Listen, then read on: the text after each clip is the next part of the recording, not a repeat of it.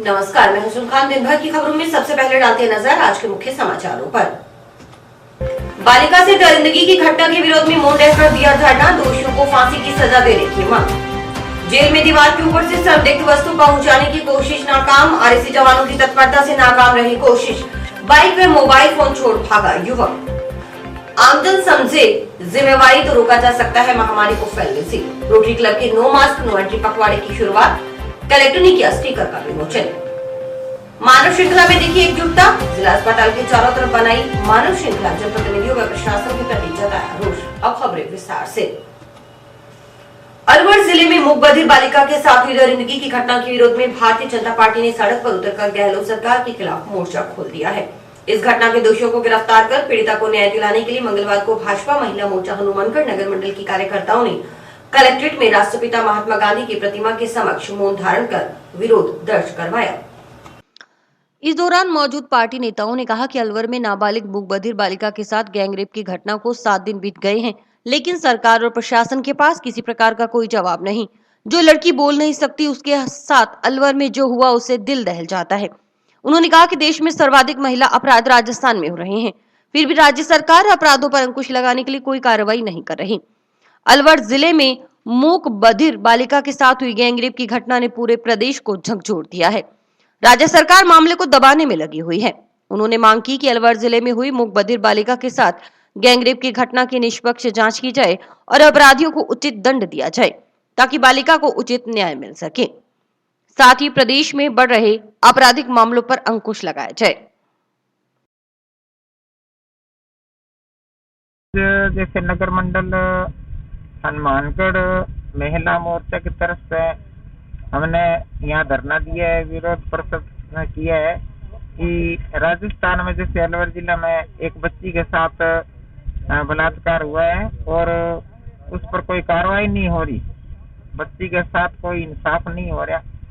इसलिए हम भी आज महिलाओं ने बैठ करके यहाँ एक मौन धरना किया है, जो कि सरकार जागे।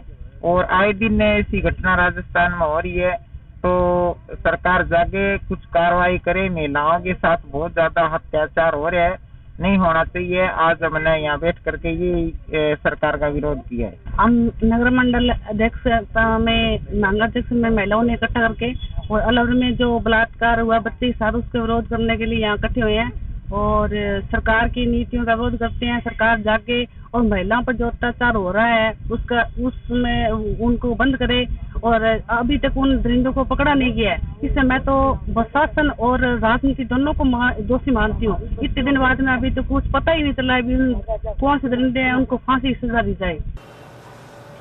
अलवर में दरिंदगी का शिकार हुई मूक बधिर बालिका के प्रकरण की जांच सीबीआई से करवाकर पीड़िता को न्याय दिलवाने की मांग को लेकर राष्ट्रीय लोकतांत्रिक पार्टी के कार्यकर्ताओं ने मंगलवार को कलेक्ट्रेट पर प्रदर्शन किया।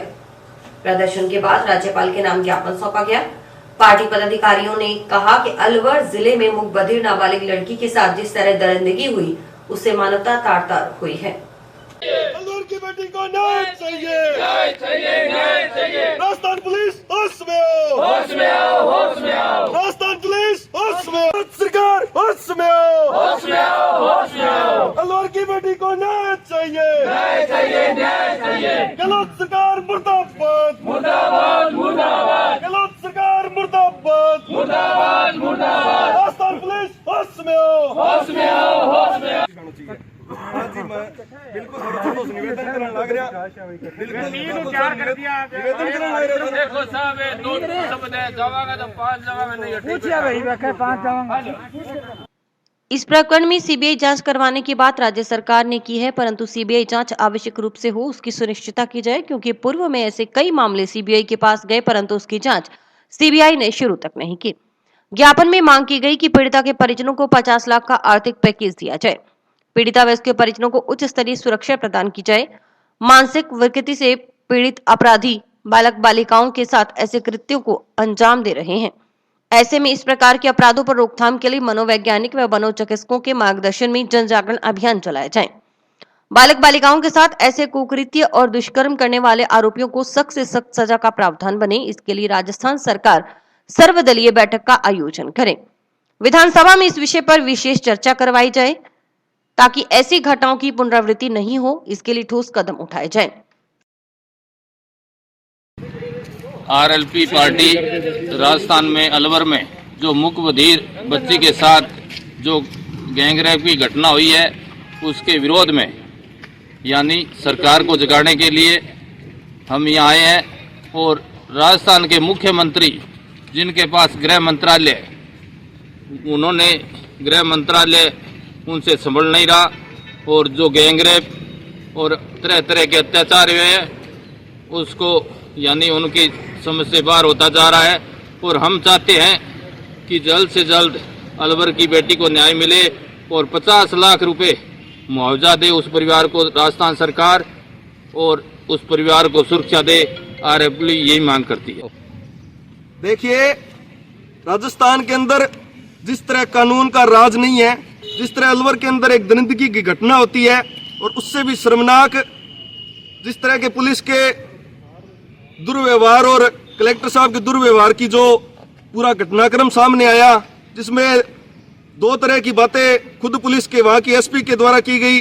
जिस तरह अलवर के अंदर दो एसपी मुख्यालय होते हुए भी जिस तरह की हैवानियत की दरिंदगी की प्रकाष्ठा पार करते हुए जो घटनाएं हुई हैं, हम उसकी कड़े शब्दों में निंदा करते हैं। और आज राष्ट्रीय लोकतांत्रिक पार्टी के सुप्रीमो हनुमान जी बेनीवाल के निर्देशानुसार समस्त राजस्थान के जिला मुख्यालयों पर आंदोलन रखा गया। इसी क्रम में हनुमानगढ़ के अंदर कोरोना गाइडलाइन की पालना करते हुए हमने सीमित संख्या के अंदर यहाँ आकर धरना प्रदर्शन करके और राज्यपाल महोदय को एक 6 सूत्री मांगों का पत्र भेजा है, जिसमें हमारी पहली मांग थी कि अलवर की जो बेटी के साथ दरिंदगी हुई है, ऐसी दरिंदगी कभी दोबारा न हो, इसके लिए सख्त से सख्त कानूनी कार्रवाई की जाए। और जिस तरह सीबीआई की जांच का मुख्यमंत्री जी ने कहा है करवाई जाएगी, पर पूर्ण में भी हमने देखा है कई मामलों के अंदर सीबीआई को जांच सौंपी गई पर जांच कहीं आगे नहीं बढ़ी है। तो हम राज्यपाल महोदय से इस मामले में निवेदन करना चाहते हैं वो हस्तक्षेप करके इसमें सीबीआई की जांच पूर्ण करवाएं और जो पीड़ित परिवार है उसको 50 लाख का मुआवजा मिले और पीड़ित परिवार को ताकि उसका पुनर्वास हो सके और पीड़ित परिवार को पूर्ण रूप से सुरक्षा मुहैया कराई जाए। और हम राजस्थान की सरकार को राज्यपाल महोदय के माध्यम से चेताना चाहते हैं, राजस्थान के मुख्यमंत्री जो स्वयं गृह मंत्रालय संभाल रहे हैं, जिस तरह कानून का राज इकबाल राजस्थान में खत्म हो रहा है, हमारी राज्यपाल महोदय के माध्यम से मांग है। और मुख्यमंत्री जी से भी हम आपके माध्यम से मांग करना चाहते हैं कि मुख्यमंत्री जी को अपना गृह मंत्रालय नैतिकता के आधार पर छोड़ देना चाहिए। जिला कारागृह में दीवार के ऊपर से किसी बंदी तक आपत्तिजनक वस्तु पहुंचाने की कोशिश मंगलवार को आरएसी जवानों की तत्परता से नाकाम हो गई।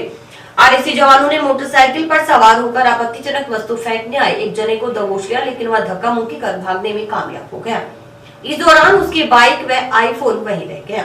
साथ ही संदिग्ध वस्तु बंद पैकेट भी जेल परिसर की बजाय जेल के बाहर ही गिर गया। इस पैकेट के अलावा बाइक व मोबाइल फोन को आरएसी जवानों ने जंक्शन पुलिस के हवाले कर दिया। इस पैकेट में खोलकर देखा गया तो उसमें तंबाकू पदार्थ भरा हुआ मिला।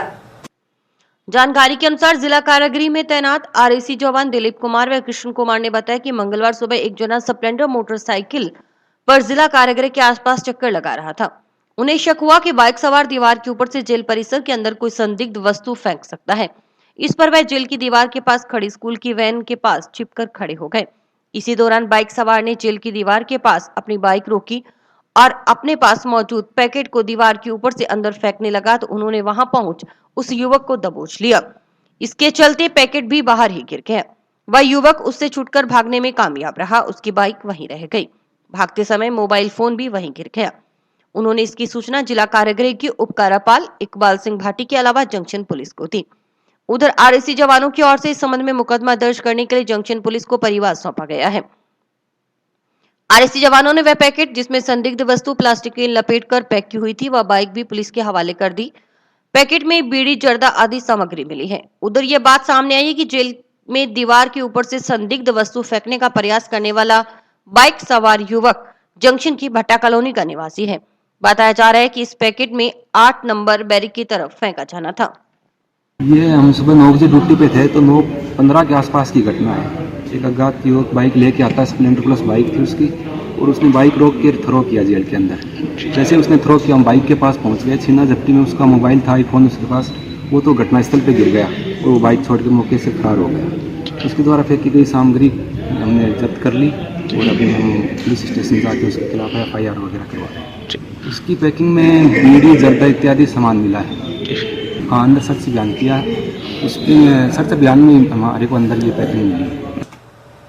जंक्शन के वार्ड नंबर 12 में ₹1 की लागत से होने वाले इंटरलॉकिंग कार्य का शिलान्यास मंगलवार को नगर परिषद सभापति गणेश बंसल, अहिंसा बोर्ड के जिला सह संयोजक और वार्ड पार्षद तरुण विजय, नगर परिषद निर्माण समिति अध्यक्ष सुमित अडवाल, शिक्षाविद भगवान दास गुप्ता व पूर्व पार्षद सावित्री देवी ने किया। इस मौके पर नगर परिषद सभापति गणेश बंसल ने कहा कि परिषद की ओर से शहर के विकास के साथ साथ सौंदर्यकरण का भी विशेष ध्यान रखा जा रहा है। जब से नगर परिषद में कांग्रेस का बोर्ड बना है, तब से शहर में निरंतर विकास कार्य जारी है। जनता ने जिस विश्वास के साथ कांग्रेस को वोट दिए, उसी का परिणाम है कि शहर में बिना किसी भेदभाव के विकास कार्य हो रहे हैं। वहीं नगर परिषद के निर्माण समिति अध्यक्ष सुमित अडवाल ने बताया कि नगर परिषद की ओर से शहर के सौंदर्यकरण का विशेष ध्यान रखते हुए टाउन में भाट माता चौक, अग्रसेन पार्क और मेगा हाईवे पर डिवाइडर का पुनर्निर्माण करवाया जा रहा है। इनके निर्माण के बाद शहर की सुंदरता में 4 चांद लगेंगे। शिक्षाविद भगवान दास की कांग्रेस ही सुशासन है। विधायक चौधरी विनोद कुमार के नेतृत्व में नगर परिषद, जिला परिषद और पंचायत समिति करोड़ों के विकास कार्य हुए हैं। साथ ही किसानों और आम आदमी सहित अंतिम व्यक्ति को योजनाओं का लाभ मिल रहा है। उन्होंने नगर परिषद बोर्ड को निरंतर इसी तरह विकास की गति को बढ़ाने की अपील की। वार्ड पार्षद तरुण विजय ने बताया कि इंटरलॉकिंग कार्य पूर्ण होने से वार्ड में स्वच्छता और सौंदर्यकरण को बढ़ावा मिलेगा।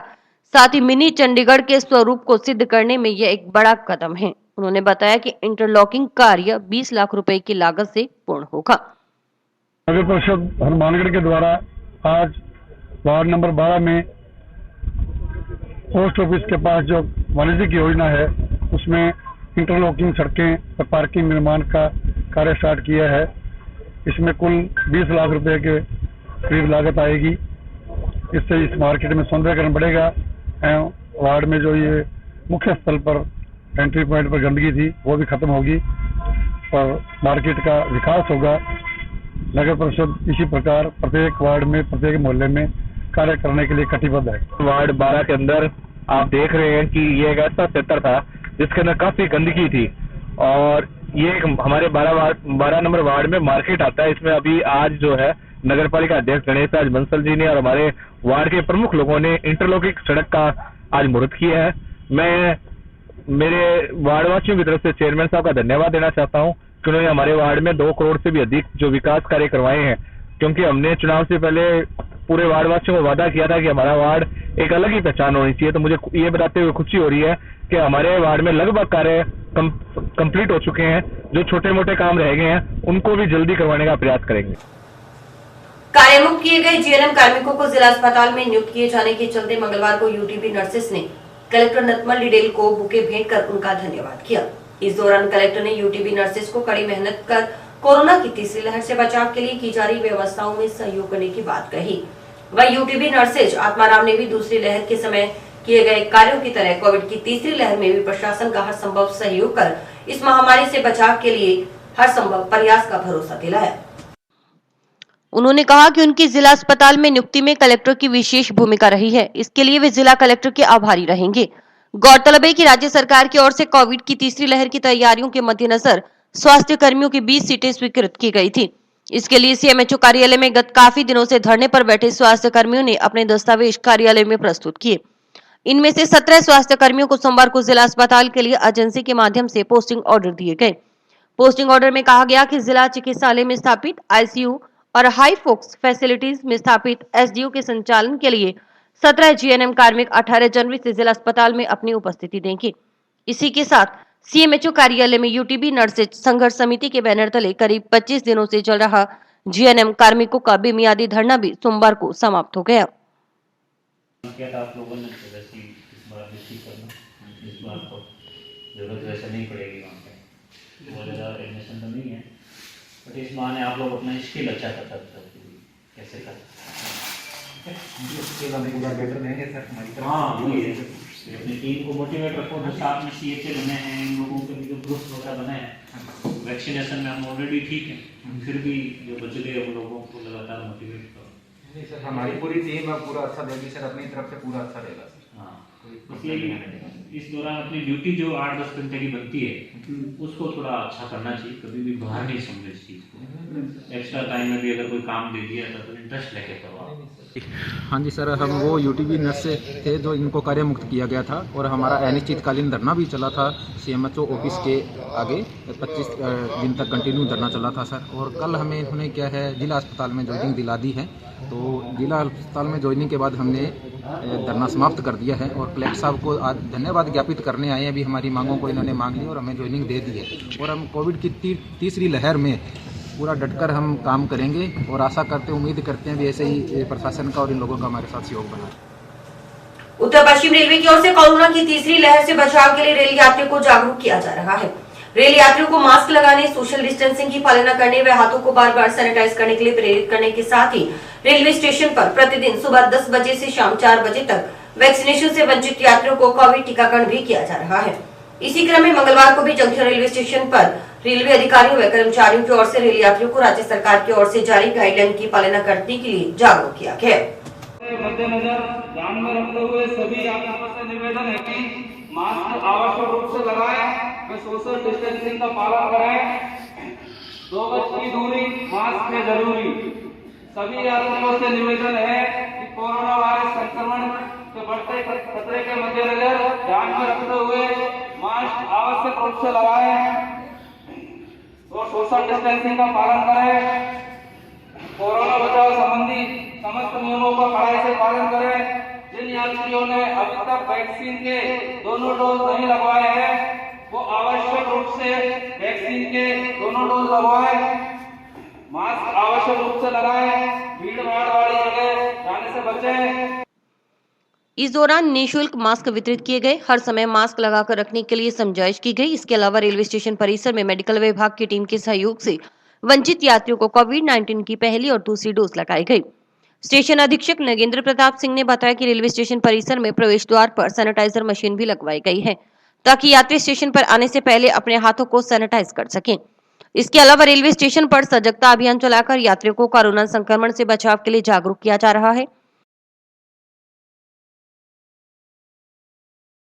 आज कोरोना वायरस के बढ़ते संक्रमण को देखते हुए स्टेशन पर यात्रियों के बीच और प्लेटफार्म पर बैठने आने जाने वाले यात्रियों के बीच एक सजगता अभियान चलाया गया, जिसमें यात्रियों को जागरूक किया गया कि कोरोना वायरस की तीसरी लहर बहुत तेजी से फैल रही है। इसके लिए सोशल डिस्टेंसिंग का पालन करें, RT-PCR टेस्ट करा करके चलें और कोरोना की वैक्सीन ना लगवाई हो तो वो अपनी वैक्सीन जरूर लगवाएं और अपना सोशल डिस्टेंसिंग का पालन करें, मास्क पहने और दूसरे यात्रियों से को भी सजग करें, अपना हाथ साबुन से धोएं। यहाँ स्टेशन पर जो है राज्य सरकार द्वारा वैक्सीनेशन का एक कैंप लगाया गया जो प्रतिदिन 10 बजे से 4 बजे के बीच चलता है। इसमें जिस यात्री को या जिस जनता को या कर्मचारी को जिन्होंने अभी तक वैक्सीन की दोनों डोज या एक भी डोज नहीं लगवाई है वो यहाँ फ्री लगवा सकते हैं। ऐसा राज्य सरकार द्वारा किया है। शाम के टाइम बाहर से आने वाली गाड़ियों के टाइम पे भी RT-PCR टेस्ट की सैंपलिंग भी की जा रही है जिससे लोगों को जागरूक किया जा सके। रेलवे के मुख्य स्वास्थ्य निरीक्षक नरेंद्र कुमार मीणा ने बताया कि कोरोना संक्रमण की रोकथाम के लिए उत्तर पश्चिम रेलवे की ओर से भी पूरे प्रयास किए जा रहे हैं। इसके तहत रेलवे स्टेशन परिसर पर साफ सफाई का विशेष ध्यान रखा जा रहा है। पूरे स्टेशन परिसर में समय समय पर सोडियम हाइपोक्लोराइड का छिड़काव करने के साथ पोछा भी लगवाया जा रहा है। यात्रियों को भी कोरोना अनुरूप व्यवहार करने के लिए सजग किया जा रहा है।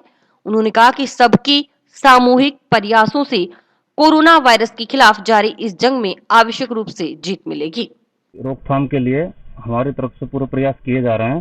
साफ सफाई का विशेष ध्यान रखा जा रहा है और पूरे स्टेशन परिसर में सोडियम हाइपोक्लोराइड के द्वारा पोछा लगवाया जा रहा है एवं छिड़काव भी किया जा रहा है और यात्रियों को सजग किया जा रहा है कि मास्क आवश्यक रूप से पहने, मास्क पहनने में कोताही ना करें और 2 गज की दूरी आवश्यक रूप से रखें।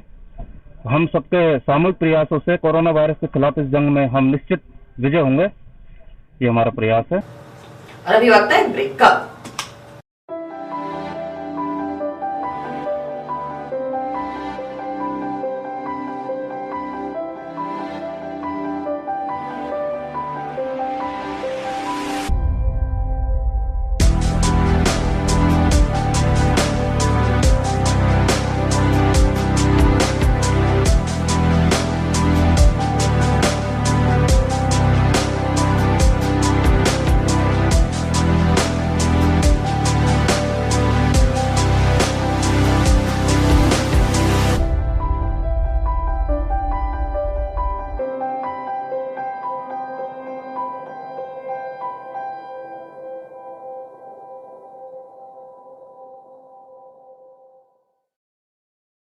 रोटरी क्लब हनुमानगढ़ सेंट्रल की ओर से दिन प्रतिदिन कोरोना व ओमिक्रॉन के मरीजों की बढ़ती संख्या को देखते हुए नो मास्क नो एंट्री पखवाड़ा चलाया जा रहा है।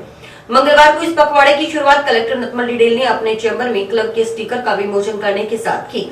इस दौरान क्लब अध्यक्ष Kamal Jain, project chairman doctor Kapurilal Garg सहित सदस्य मौजूद रहे। इस मौके पर क्लब अध्यक्ष कमल जैन ने कलेक्टर को बताया कि दिन प्रतिदिन आमजन की लापरवाही के कारण कोरोना व ओमिक्रॉन महामारी के मरीजों में बढ़ोतरी हो रही है। इससे अधिक इसमें बच्चों की संख्या है, जो बेहद चिंताजनक है। इसी को देखते हुए क्लब की ओर से इस पखवाड़े की शुरुआत की गई है। इसके तहत जिले की सभी राजकीय, निजी कार्यालय, हॉस्पिटल, सार्वजनिक स्थल पर स्टिकर लगाकर आमजन को जागरूक किया जाएगा।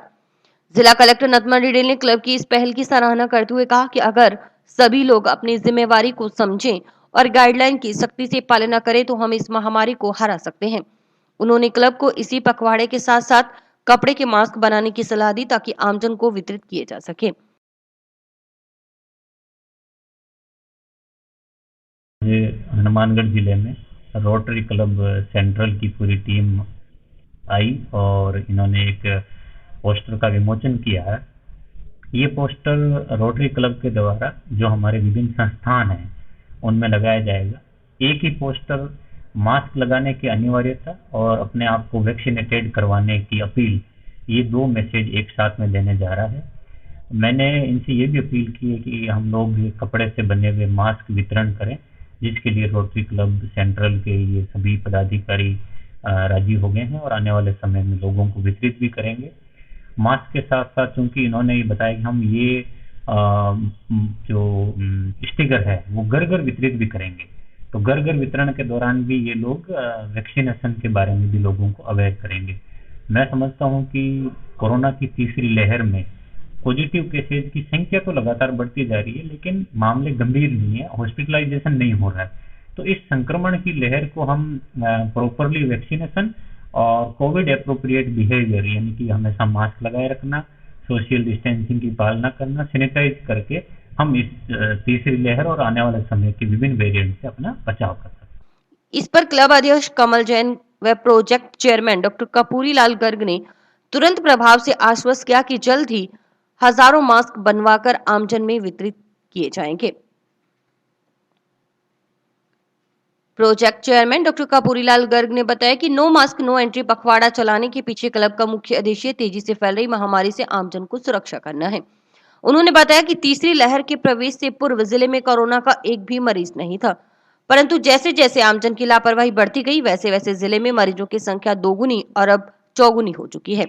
उन्होंने जिले के नागरिकों से आवश्यक रूप से मास्क पहनने, 2 गज की दूरी और सैनिटाइजर का उपयोग करने की अपील की। साथ ही बच्चों को भी संक्रमण से बचाने के लिए घरों में ही रखने का आह्वान किया। 2022 को हमने कलेक्टर साहब के ऑफिस में विजिट करके कलेक्टर साहब से नो मास्क नो एंट्री का जो स्टिकर है उसका विमोचन करवाया, जिसको कि हम डोर टू डोर सारे शोरूम्स और सारी दुकानों पे लगाएंगे ताकि लोगों में और ज्यादा इसके बारे में, कोरोना के बारे में और ज्यादा जागरूकता बढ़े। इसके अलावा इसके अंदर हमने ये मैसेज भी दिया है कि भी हमने वैक्सीनेशन करवा रखा है, क्या आपने करवा रखा है, ताकि वैक्सीनेशन के प्रति भी और ज्यादा जागरूकता बढ़े। और रोटरी क्लब हनुमानगढ़ सेंट्रल लगातार ये प्रयास करता है कि जो जन सेवा के कार्य होते रहे और शहर हमारा हनुमानगढ़ शहर सबसे अग्रणी रहे। रोटरी क्लब की तरफ से समाज सेवी कार्य करते रहते हैं। कलेक्टर साहब के यहाँ नो मास्क नो एंट्री का जो विमोचन करवाया है, इसके बाद हम 1000 मास्क भी बांटेंगे ताकि लोगों में जागरूकता रहे और कोरोना रीयूजेबल कॉटन के मास्क, और ताकि कोरोना से जितनी ज्यादा से ज्यादा सावधानी बरती जा सके उतना ही अच्छा। अस्पताल बचाओ संघर्ष समिति के कार्यकर्ताओं ने मंगलवार को टाउन में जिला अस्पताल के बाहर मानव श्रृंखला बनाकर जिला चिकित्सालय को बचाने के लिए अपना संकल्प मजबूती के साथ दोहराया। समिति के कार्यकर्ताओं ने बड़ी संख्या में चिकित्सालय की चारों ओर मानव श्रृंखला बनाई और जिला चिकित्सालय को टाउन में ही रखने की मांग को दोहराया। चिकित्सालय आए मरीजों के परिजनों ने भी मांग के समर्थन में मानव श्रृंखला में सहयोग किया। चिकित्सालय की चारों तरफ मानव श्रृंखला बनाए जाने को बड़ी संख्या में शहर के नागरिकों व व्यापारियों सहित अन्य वर्ग ने समर्थन दिया।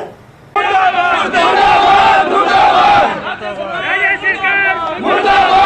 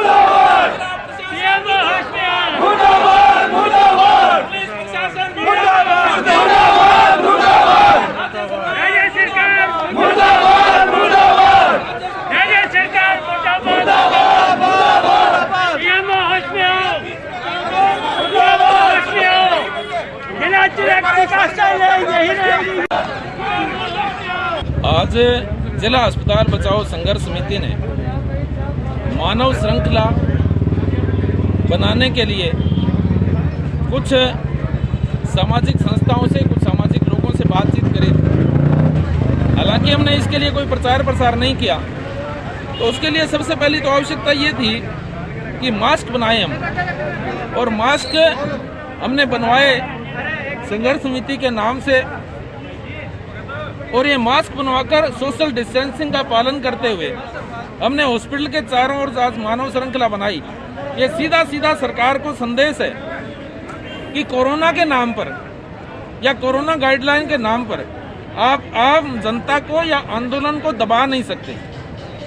जो जिला चिकित्सालय को मेडिकल कॉलेज से संबंध जो चिकित्सालय रखने की हमारी मांग है वो हमारी अटल है, और जब तक हम इसमें सक्सेस नहीं हो जाएंगे ये अनिश्चितकालीन धरना भी चलेगा।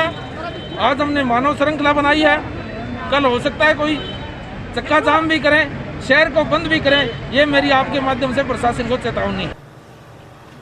और इसी के साथ समाचार समाप्त हुए। रोजाना देखते रहिए समाचार। नमस्कार।